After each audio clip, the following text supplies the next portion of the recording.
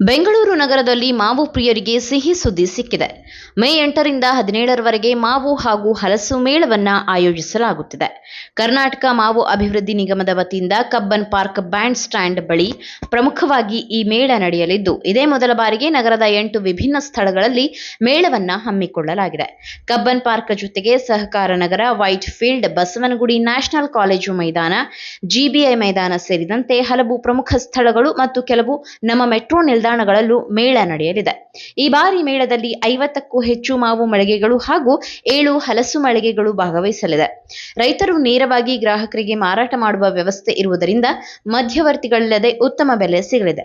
ರಾಜ್ಯದ ವಿವಿಧ ಜಿಲ್ಲೆಗಳ ರೈತರು ಭಾಗವಹಿಸುತ್ತಿದ್ದು, ಸುಮಾರು 40ರಿಂದ 50 ತಳಿಯ ಮಾವುಗಳು ಮತ್ತು 10ಕ್ಕೂ ಹೆಚ್ಚು ಹಲಸು ತಳಿಗಳು ಲಭ್ಯವಿರಲಿದೆ. ಉತ್ತರ ಕನ್ನಡ ಜಿಲ್ಲೆಯ ಜಿಐ ಟ್ಯಾಗ್ ಪಡೆದ ಕರಿ ಈಶಾಟ್ ಸೇರಿದಂತೆ ರಸಪುರಿ, ಮಲ್ಲಿಕಾ, ಸಿಂಧೂರ, ತೋತಾಪುರಿ ಮೊದಲಾದ ಜನಪ್ರಿಯ ಮಾವು ತಳಿಗಳು ಮೇಳದ ಪ್ರಮುಖ ಆಕರ್ಷಣೆಯಾಗಲಿದೆ. ಗ್ರಾಹಕರಿಗೆ ರಿಯಾಯಿತಿ ದರದಲ್ಲಿ ತಾಜಾ ಹಣ್ಣುಗಳನ್ನು ಖರೀದಿಸುವ ಅವಕಾಶವೂ ಕಲ್ಪಿಸಲಾಗಿದೆ.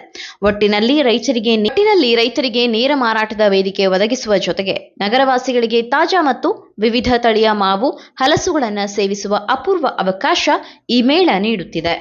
ನೀವು ಸಣ್ಣ ಆಗ್ಬೇಕಲ್ವಾ? ಅದು ಒಂದು ಉತ್ತಮ ಆಹಾರದಿಂದ ಸಣ್ಣ ಆಗ್ಬೇಕಲ್ವಾ? ಪ್ರತಿದಿನ ನಮ್ಮ ಜೀನಿ ಸ್ಲಿಮ್ ನ ಯೂಸ್ ಮಾಡಿ ಯಾವುದೇ ಸೈಡ್ ಎಫೆಕ್ಟ್ ಇಲ್ದಂಗೆ ನೀವು ಸಣ್ಣ ಆಗ್ತೀರಾ.